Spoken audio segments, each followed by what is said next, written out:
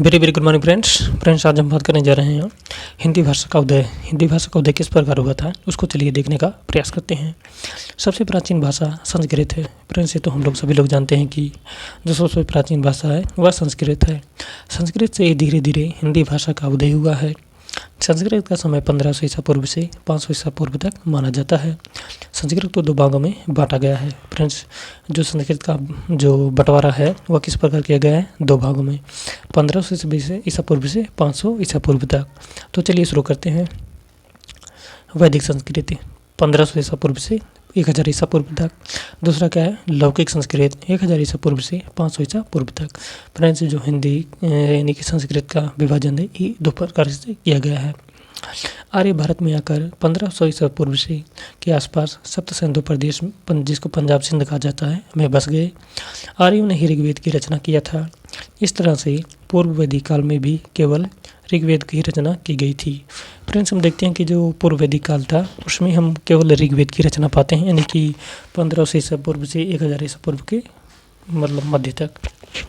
आगे देखते हैं कि आर्य दक्षिण रूस अथवा एशिया माइनर से आए थे, इसलिए ऋग्वेद में संस्कृत के साथ यूरोप की शब्दावली अधिक मिलती है, इसलिए ऋग्वेद की भाषा बहुरूपीय मानी जाती है। फ्रेंड्स ये जो वैदिक काल था जिसमें ऋग्वेद की रचना हुई थी उसकी जो भाषा है वह बहुरूपीय है। इसकी लिपि वैदिक वाङ्मय कहलाती है। यानी फ्रेंड्स जो ये ऋग्वेद की एक लिपि है ना, इसको हम वैदिक वाङ्मय के नाम से जानते हैं और उसकी जो भाषा है वह बहुरूपीय है। अब चलिए फ्रेंड्स देखते हैं हम आगे कि हाँ अब लौकिक संस्कृत और मतलब जो एक और उसका विभाजन था वैदिक संस्कृति, उसके बारे में क्रमवार हम अध्ययन करेंगे। लौकिक संस्कृत का समय 1000 ईसा पूर्व से 500 ईसा पूर्व तक माना जाता है। उत्तर वैदिक काल में भारत में आर्यों का विस्तार हो गया था। अब वे कुरु, पांचाल, कौशल, काशी, विदेह राज्यों में बन गए थे। फ्रेंड्स ये जो आप देखेंगे कि ये जो 16 राज्य थे यानी कि 16 महाजनपद थे, उसमें हम देखते थे जब आर्यों का यहाँ पर आगमन हुआ तो वे कुरु, पंचाल, कौशल, काशी इत्यादि में मतलब अपना एक स्थान तय कर लिए थे और वहाँ पर वे निवास करते थे। वेद व्यास, भास, वाल्मीकि, कालिदास आदि संस्कृत कवियों ने लौकिक संस्कृत में अपने काव्य ग्रंथ लिखे थे। फ्रेंड्स जो वाल्मीकि जी हैं, कालिदास जी हैं, वेद व्यास जी हैं, भास इत्यादि कवि संस्कृत में अपने काव्य ग्रंथ लिखे और उसके बाद क्या हुआ उसका मतलब अभी तक हमको देखने को मिलता है। वह लौकिक संस्कृत के समय 3 क्षेत्रीय बोलियों का उदय हो गया था।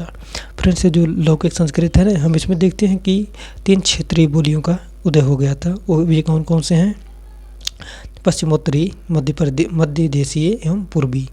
ये फ्रेंड्स 3 बोलियां थी जो हमें लौकिक संस्कृत के समय देखने को मिलती हैं।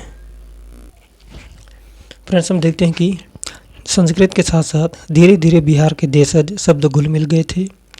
इसका प्रचार प्रसार गौतम बुद्ध ने अपने भ्रमण वृत्तांत तथा उपदेश के दौरान किया था। बुद्धघोष ने सर्वप्रथम इसे पाली नाम दिया था।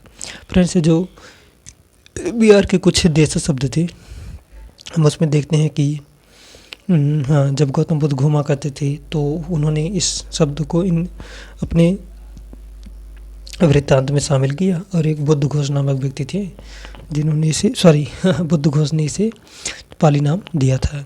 पाली भाषा का समय 500 ईसा पूर्व में सर्वप्रथम 500 ईसा पूर्व से प्रथम शताब्दी तक माना गया है। संपूर्ण बौद्ध साहित्य पाली भाषा में लिखा गया है। पाली भाषा के समय तक 4 क्षेत्रीय बोलियों का उदय हो गया था। फ्रेंड्स जो पाली भाषा है यानी कि जिसमें गौतम बुद्ध अपना संदेश देते थे उसमें हम देखते हैं कि उस समय 4 क्षेत्रीय बोलियों का उदय देखने को मिलता है। वे कौन कौन से थे चलिए देखते हैं।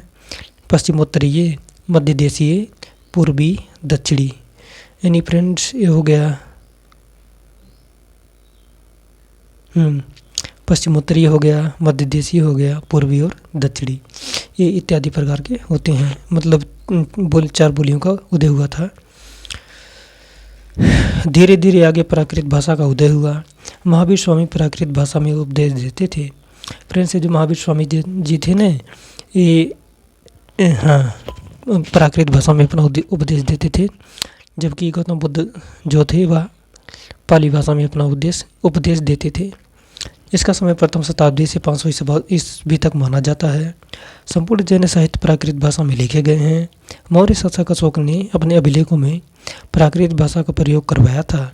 इस समय निम्न क्षेत्रीय बोलियां हो गई थी, यानी निम्न क्षेत्रीय बोली का उदय देखने को मिलता है, जिसमें से सर्वप्रथम है सौरसेनी। जो फ्रेंड अगली उपबोली थी आपकी थी पैसाची, ब्राह्मण, महाराष्ट्री, मागधी, अर्धमागधी। ये तो फ्रेंड्स हो गई उपबोलियों की बात।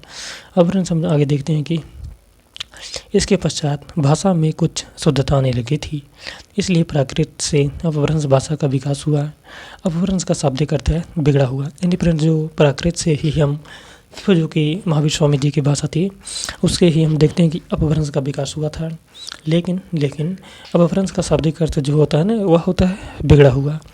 इस तरह इसे बिगड़ी हुई हिंदी भी कहा जाता है। अपभ्रंश भाषा का समय 500 ईस्वी से 1000 ईस्वी तक माना जाता है। फ्रेंड्स जो अपभ्रंश का समय था ना ये हम देखते हैं कि 500 ईस्वी से 1000 ईस्वी तक इसका समय माना जाता है। अपभ्रंश के पश्चात अवहट्ट या पुरानी हिंदी का विकास होता है। फ्रेंड्स जो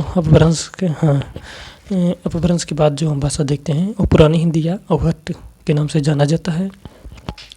इसे संक्रांति काल भी कहा जाता है, यानी फ्रेंड्स इसे हम संक्रांति काल का नाम दे सकते हैं। प्रकार से संक्रांति काल का समय 10वीं से 12वीं शताब्दी तक माना जाता है। 12वीं शताब्दी से परिनिष्ठित हिंदी की शुरुआत मानी जाती है, यानी 12वीं शताब्दी में जो परिनिष्ठित एक हिंदी की जो शुरुआत है उसमें हम देख सकते हैं। अपभ्रंश भाषा के समय क्षेत्रीय बोलियों से निम्न भाषाओं का उदय हुआ था, यानी फ्रेंड्स जो अपभ्रंश भाषा के समय जो क्षेत्रीय बोलियाँ थी उससे कुछ प्रकार की भाषाओं का उदय हुआ था, जिसको हम देखने का प्रयास करते हैं। सौरसेनी से पश्चिमी हिंदी, राजस्थानी हिंदी, पहाड़ी हिंदी, गुजराती हिंदी इत्यादि का विकास हुआ। पैसाची से लहदा पंजाबी, ब्राह्मण से सिंधी, महाराष्ट्र से मराठी, मागधी से बिहारी, बांग्ला, उड़िया, असमिया, अर्धमागधी से पूर्वी हिंदी। इस तरह से हिंदी भाषा का उदय सौरसेनी, मागधी तथा अर्धमागधी से माना जाता है। फ्रेंड्स इसको तो हम लोगों ने देख लिया कि किस प्रकार हिंदी भाषा का उदय हुआ था। अब हम फ्रेंड्स नेक्स्ट वीडियो में मिलेंगे हिंदी भाषा के विकास के साथ, यानी उदय को देख लिया अब उसके विकास को देखना है। बने रहिए इस यूट्यूब चैनल पर। फ्रेंड्स अगर आप किसी भी एग्ज़ाम की competitive exam like TGT, PGT, net, JRF और या आप ग्रेजुएशन या पोस्ट ग्रेजुएशन या BA MA में हैं तो आपके लिए ये वीडियो बहुत ही हेल्पफुल होगा। या फिर आप 9th 10th 11th 12th किसी में हैं और उसमें हिंदी साहित्य का इतिहास पूछा जा रहा है तो ये हिंदी साहित्य का इतिहास आप लोगों के बहुत काम आएगा। बने रहिए यूट्यूब चैनल पर। Please like, share and subscribe. बहुत बहुत धन्यवाद।